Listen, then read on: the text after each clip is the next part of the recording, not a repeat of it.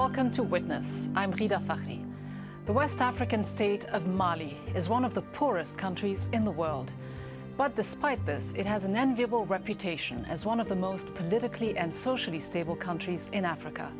In recent months, though, this stability has appeared to come under threat after the government adopted a new family code expanding the rights of women and girls. In this officially secular state, the proposals were seen by many as fundamentally anti-religious. Filmmaker Rebecca Stewart traveled to Mali to see why so many are angry about the government's proposed changes to the family code.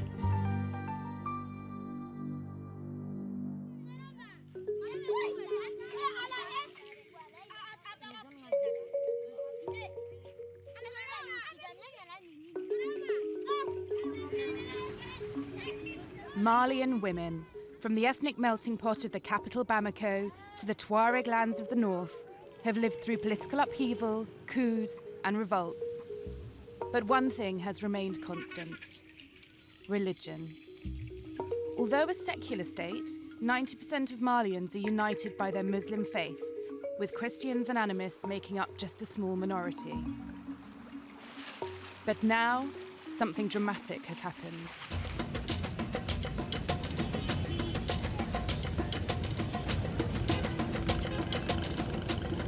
A change to the law known as the Family Code is challenging the unity which has held the country together. The Family Code is the family law which regulates life within the home and governs women's rights. Mali has had a family code since the 1960s, but now the government are trying to bring it up to date to give women more rights. The changes to the code would raise the marriage age, give women more inheritance rights, and perhaps most symbolically, it would remove the legal obligation to obey your husband. But not everything is running smoothly with the new law. Maintenant que tout a été mis ensemble et on en a fait un document qui regroupe l'ensemble des problèmes, certains ont vu qu'il y avait quelque chose qui n'allait pas. But few could have predicted how much anger the new code would provoke. Nous avons décidé de manifester notre mécontentement par rapport à un code qui ne respecte pas les valeurs fondatrices de notre nation. So affronted are they by the new code that the High Islamic Council, the most senior Islamic body in the land, has condemned it as an open road to debauchery. One imam who spoke out in favour of the code has gone into hiding in fear of his life. The backlash was so extreme that at the last minute before it was approved, the president sent the bill back to the National Assembly to be reconsidered.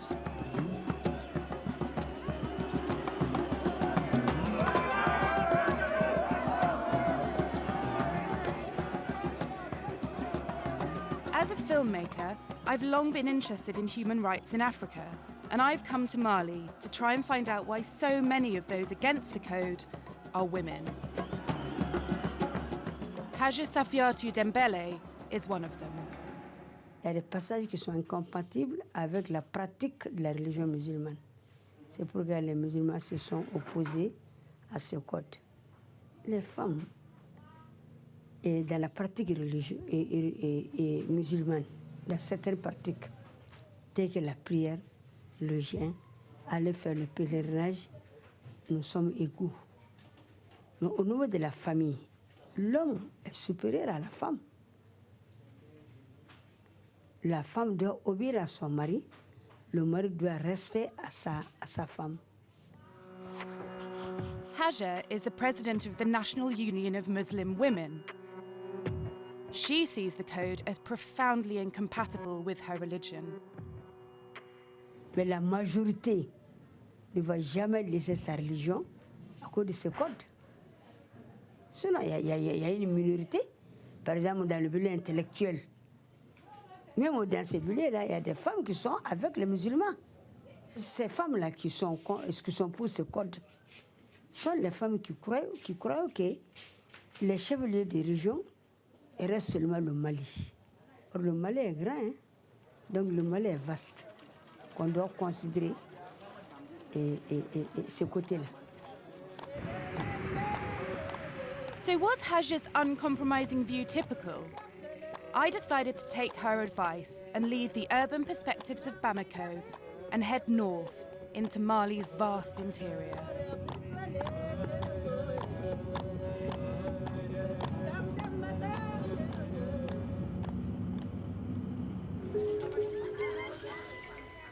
Timbuktu, an ancient intellectual and spiritual capital dating from the 12th century and home to a prestigious Quranic university, it was once at the very heart of Islamic teaching. The Jingari Mosque is a UNESCO World Heritage Site. The Imam here, Imam Ben Assayuti, is one of the most respected in the world. Pour le musulman, nous avions déjà un code, hein, parce que le Coran, c'est déjà un code. Parce que le Coran, c'est le livre qui gère toutes les sociétés. Il n'y a pas un problème que la société, évidemment, peut poser qui n'existe pas dans le Coran. Le Coran a beaucoup parlé. Il y a même un chapitre qui ne parle que des femmes, Surat An-Nisa, où on ne parle que des droits. La femme a beaucoup de droits, a beaucoup de devoirs, sans pour autant que la femme soit l'égale de l'homme. Mais la femme ne peut pas être égale, c'est pas possible. Ou on est musulman, on ne l'est pas. Le Coran indique que l'homme est toujours supérieur à la femme. And so that I should be in no doubt, he sent for the Tariq Sudan, a theological text. He wanted to read me something. Les hommes sont chefs, protecteurs et soutiens de leurs femmes, à cause des qualités par lesquelles Dieu a élevé les uns au-dessus des autres, et parce qu'il pourvoit aux besoins de la famille. For Imam Ben Assayuti too, the inferiority of women isn't negotiable. It is the word of God. I had assumed that the changes to the code were positive for the women of Mali. Having met Haja and the Imam, I was starting to understand how powerful the opposition was. But what about the ordinary women of Mali?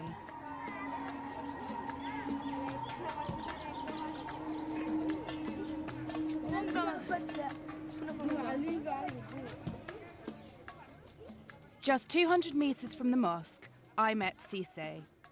She and her family live in a tent in considerable poverty. These were the people whose lives would be affected by the change.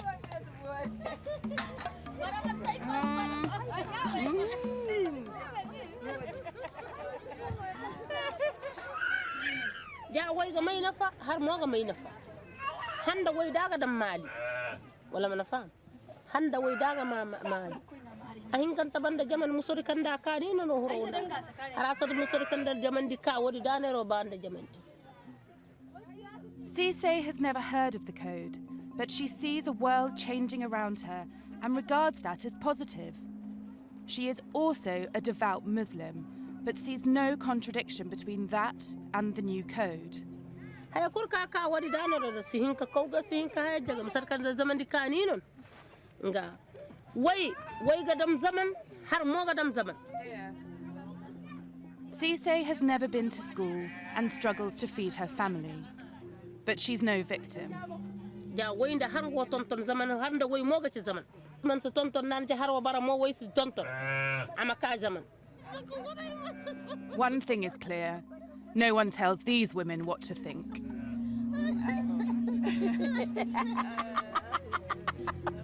Madam.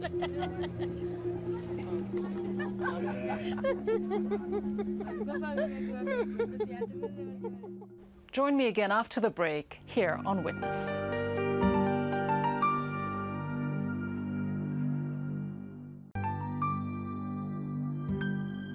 Welcome back to Witness.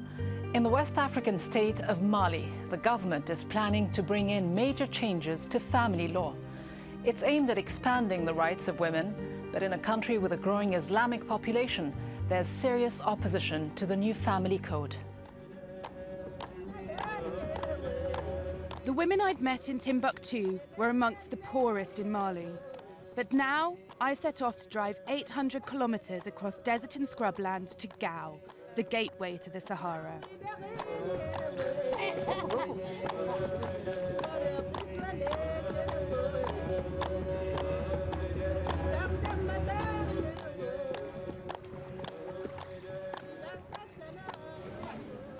I wanted to find out what Tuareg women felt about the code. And so, in Gao, paid a visit to the Badi family, a relatively well-off Tuareg family. Donc c'est toi qui fais la cuisine chaque jour? J'aide, presque. Presque. Pour combien de personnes? Ce que tu vas dans la cour, je pas 10. Donc 20 personnes? 20 en plus. 20 en plus? Pardon. Bah, viens avec moi.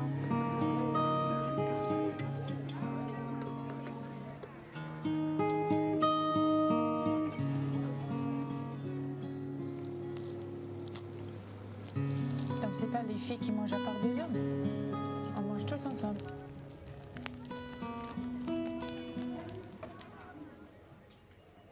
The 4 daughters in the family are the people who this code will affect the most. Nana is married, Zina is at school, and Lala and Salama will grow up in a world with this code, or without it. Est-ce que vous avez entendu parler d'une code de la famille? Comment? T'as pas entendu parler de ça? Et toi, Nana? Non. Et toi? Code de la famille. Code de la famille. Comment ça? This I had not expected. This is an educated family. 17-year-old Zina wants to be a doctor, and it was a surprise that they hadn't even heard of the code. C'est le Parlement qui veut mettre en loi une code de la famille. Et il y avait plein de manifestations et tout parce qu'on disait que c'était contre l'islam. C'est-à-dire que l'homme et la femme sont égaux. Qu'est-ce que vous dites? Vous pensez que c'est vrai que l'homme et la femme sont égaux? Non? Hein? Ça peut pas être égaux chez nous. Ça peut pas être égaux. C'est l'homme qui commande. Ouais. Surtout la musulmane quand même qui croit. Ouais. Donc c'est vraiment quelque chose qui est profond à l'islam. Oui. L'homme il est important. These women's belief that the Quran held men as superior to women was profound.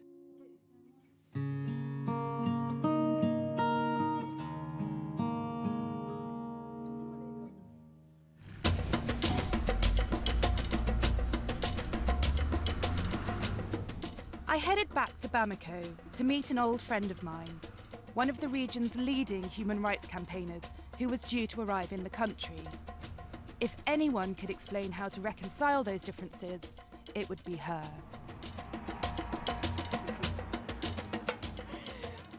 I spent several months with Fatimata in Mauritania 2 years ago and haven't seen her since. Comment vas-tu? C'est vraiment terrible de venir jusqu'ici pour faire un truc. Fatimata Mbai is a leading human rights lawyer and regional director of the International Federation of Human Rights. She and her organisation have been involved in pushing for the code from the very beginning.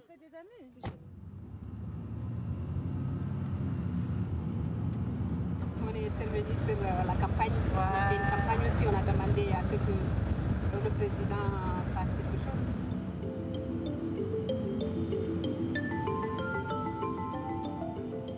I wanted to understand how Fatimata, herself a devout Muslim, reconciled her faith with her work.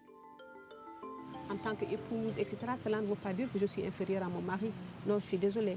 Je suis vraiment désolée. Je suis plutôt, comment dirais-je, une contrepartie. Je suis plutôt un associé dans la vie Je suis un associé dans la vie. Parce que si nous mourons tous les deux, chacun de nous sera jugé. On sera jugé tous les deux de la même jugement. On ne va pas dire à la femme, hey, toi tu es inférieur, tu es absous du jugement. Non, je suis désolée. Moi, mon principe, c'est ça. À partir du moment où Allah subhanahu wa ta'ala a mis sur la femme les mêmes obligations qu'il a mis sur l'homme, hein, je dis qu'il n'y a pas d'infériorité qui tient. Le Coran ne parle pas de la femme en termes d'infériorité. Je suis désolée. Je suis vraiment désolée. Le Coran ne parle pas de la femme en termes d'infériorité. Il parle de la femme plutôt en termes d'un être sensible, vulnérable, hein, à qui on peut apporter soutien. C'est ça. Ce n'est pas une question d'infériorité. But, as Fatimata acknowledged, the task of convincing the women of the region that the code could bring them real benefits and did not in any way run counter to Islam would be a huge challenge.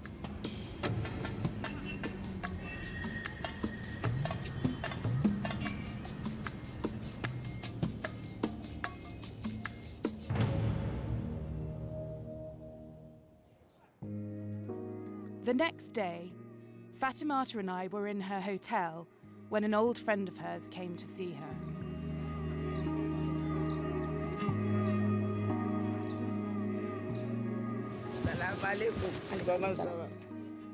This woman, Fatimata later told me, was probably the woman who had more chance than anyone else of convincing the people of Mali that the code could be good for everyone.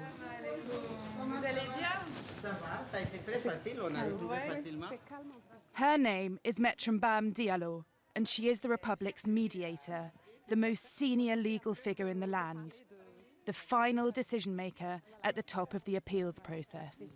Merci, grande sœur. Merci beaucoup. Merci et bonne journée. Et merci, grande sœur. Merci beaucoup. Merci, Inch'Allah. À bientôt. À bientôt. Ne pouvait que l'interpeller, elle, en tant que médiateur. Parce qu'elle devait travailler en amont pour éviter qu'il y ait un conflit ouvert entre les différentes factions, entre les différentes communautés, et particulièrement au sein de la société musulmane. Not only the mediator, Metrambam Diallo is a long-standing campaigner for human rights and has led UN investigations in Chad and Burundi.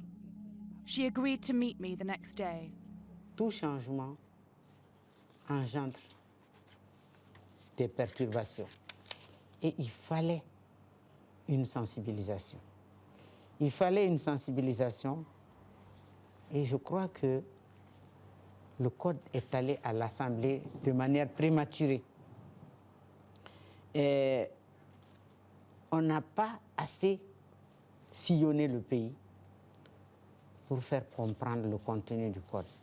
Et quand ce n'est pas le cas, pour peu qu'on tombe sur des personnes, je ne dirais pas mal intentionnées, mais des personnes qui ont une vision autre que vous. She told me that those against the code are not reacting to its actual content, but to scaremongering and hype, which have massively distorted what it says.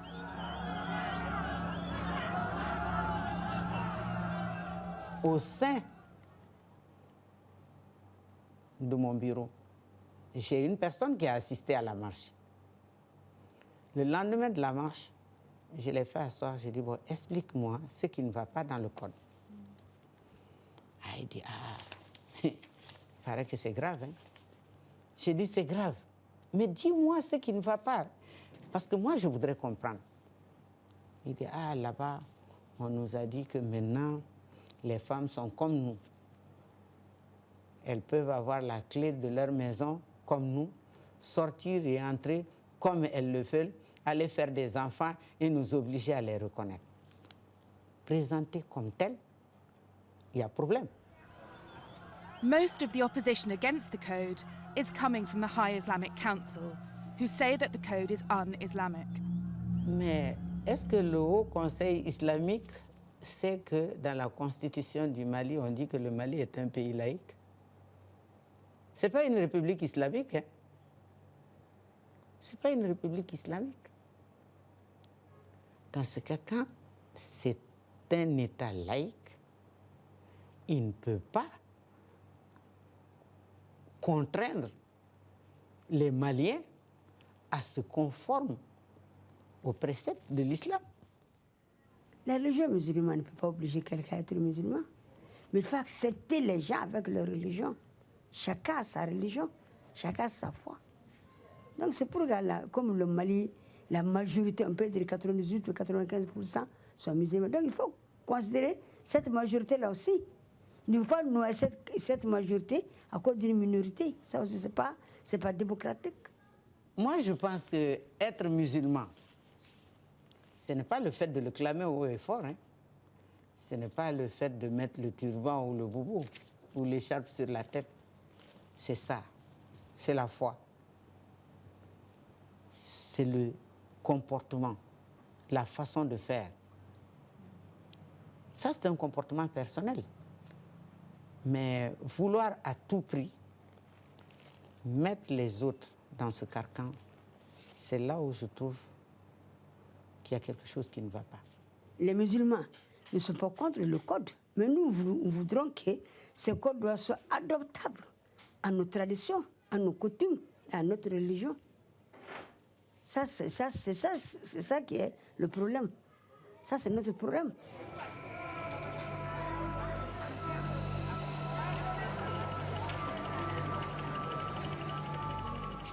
Mali is a secular state, and religion is deeply personal. But there is a perception that the state is pressurizing some Muslims to accept something which they feel is inherently against their beliefs.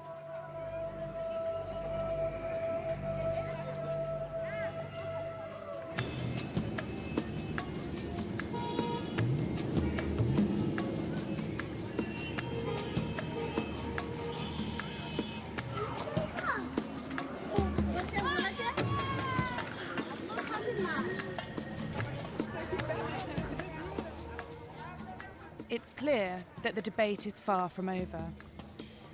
According to both Fatimata and Metrambam, the problem is neither the law nor religion, but misunderstanding and lack of education and awareness. Mali is one of the poorest nations in the world. 80% of the women here have never been to school. Perhaps until those problems have been confronted, it will be difficult for Malian women to make up their own minds about what this code really means. Thank you for watching, and I hope you can join me next time here on Witness.